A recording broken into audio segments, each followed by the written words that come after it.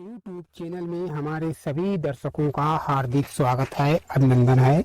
आज इस वीडियो के माध्यम से हम आपको जो जानकारी देने वाले हैं वह जानकारी है मूर्ख व्यक्ति और बुद्धिमान व्यक्ति में क्या फर्क होता है, मूर्ख व्यक्ति किस प्रकार से कार्य करता है और बुद्धिमान व्यक्ति किस प्रकार से कार्य करता है। एक ग्राम में एक परिवार में 4 सदस्य रहते थे, 4 प्राणी थे। 4 प्राणियों में माता पिता, उनका लड़का और लड़के की बहू। ये चारों प्राणी निर्धन थे। निर्धन होने के साथ साथ जो लड़के की बहू थी उसको कोई संतान नहीं हो रही थी। लड़के की माँ थी, वह अंधी थी। इस प्रकार से तीनों प्राणी उस लड़के को आए दिन अपने अपने बारे में जिक्र किया करते थे। पिता धन से संबंधित बात अपने पुत्र से किया करता था। माँ अपनी आंखों से संबंधित अपने लड़के से जिक्र किया करती थी। लड़के की बहू संतान को लेकर अपने पति से जिक्र किया करती थी। लड़के की बहू कहती थी कि आप कोई ऐसा कार्य करें, ऐसा उपयोग करें जिससे हमें संतान की प्राप्ति हो जाए।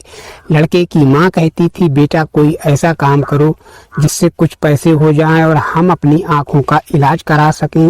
पिता आए दिन कहता बेटा कुछ ऐसा कार्य करो जिससे कुछ धन एकत्रित हो जाए, जिससे हम अपना घर बनवा सकें। इस प्रकार से वह व्यक्ति आए दिन परिवार में होने वाली कलेश, होने वाली बातों से बहुत ज्यादा परेशान रहता था। इस बात को ध्यान में रखकर एक व्यक्ति ने उसको परामर्श दिया कि आप जंगल में चले जाएं और ब्रह्मा जी की तपस्या करें। ब्रह्मा जी प्रसन्न होकर तुम्हें वरदान देंगे और तुम्हारा कष्ट दूर हो जाएगा। ये बात उस व्यक्ति को सही लगी और वह तपस्या करने के लिए जंगल में चला गया।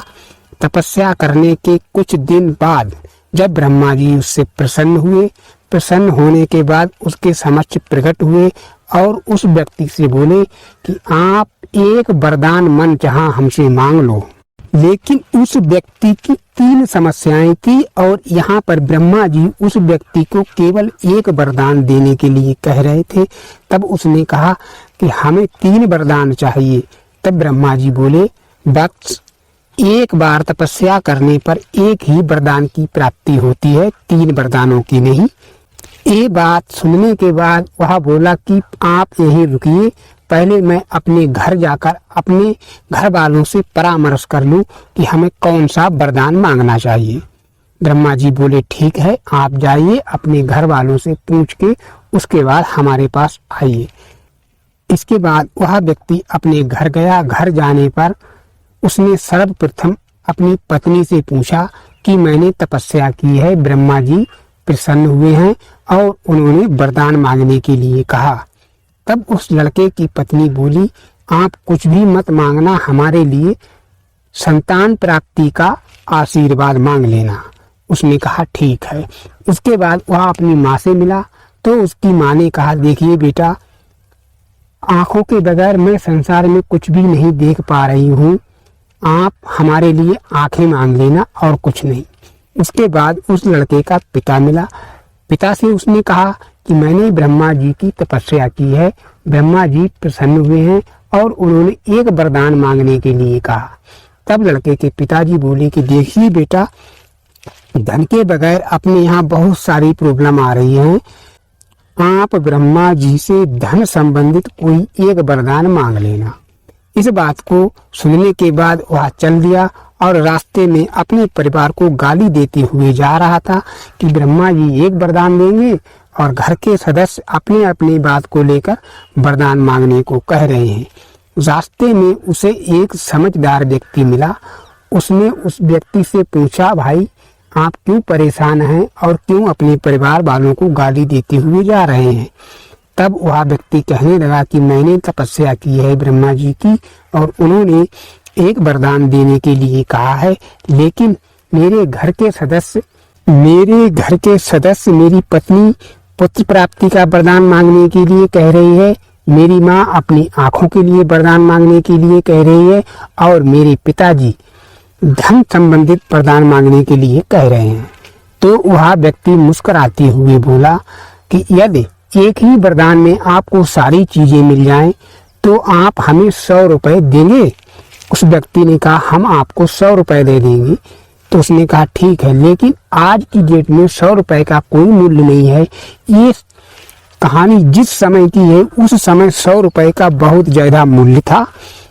तो वह व्यक्ति कहने लगा कि आप ब्रह्मा जी के पास जाना और उनसे कहना कि 2 मंजिल मकान की छत पर दादी अपने नाती को सोने की कटोरी में दूध पीता हुआ देखे।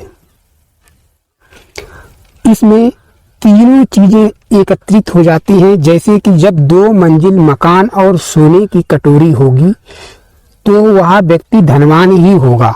इससे धन संबंधित समस्या का समाधान हो गया।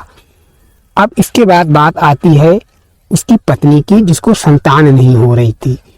अब यहाँ पर बात यह आती है कि दादी नाती को 2 मंजिल छत के ऊपर सोने की कटोरी में, यानी दादी की लड़के की माँ की आंखें होंगी तभी वह देख पाएगी और उसकी पत्नी को पुत्र प्राप्ति होगी, पुत्र जन्म लेगा उसकी कोख से।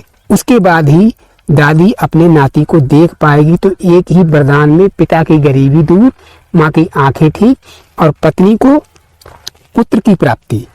उसने कहा ठीक है, ब्रह्मा जी के पास गया और ब्रह्मा जी के पास जाकर उसने यही बात की कि आप हमें वरदान दे दें, सोने की कटोरी में दादी अपने नाती को 2 मंजिल मकान के ऊपर दूध पीता हुआ देखे, सोने की कटोरी से दूध पीता हुआ देखे। ब्रह्मा जी ने कहा ठीक है, ये वरदान दे दिया।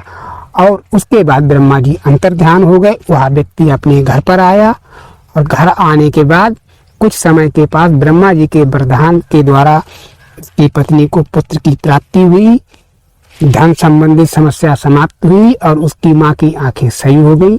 तो यहाँ पर बात आती है कि मूर्ख और समझदार व्यक्ति की, यदि उस व्यक्ति के पास में विवेक होता, ज्ञान होता, तो पहले ही जब ब्रह्मा जी उसके समक्ष प्रकट हुए थे तभी वह ऐसा वरदान मांगता कि तीनों चीजों का निदान एक ही बार में हो जाता, जैसा उस समझदार व्यक्ति ने उसको परामर्श के द्वारा बताया था कि आप ब्रह्मा जी से इस प्रकार से वरदान मांगना।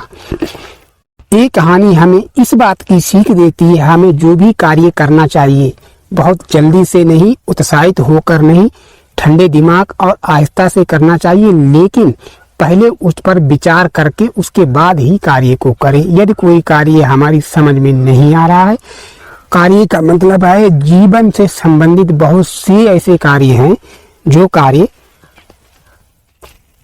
जल्दबाजी में किए हुए या मूर्खता के साथ किए हुए गलत परिणाम देते हैं। हम बहुत जल्द अपने सभी दर्शकों के लिए एक नई जानकारी के साथ मिलते हैं आपसे। तब तक के लिए जय श्री कृष्ण, जय मां काली।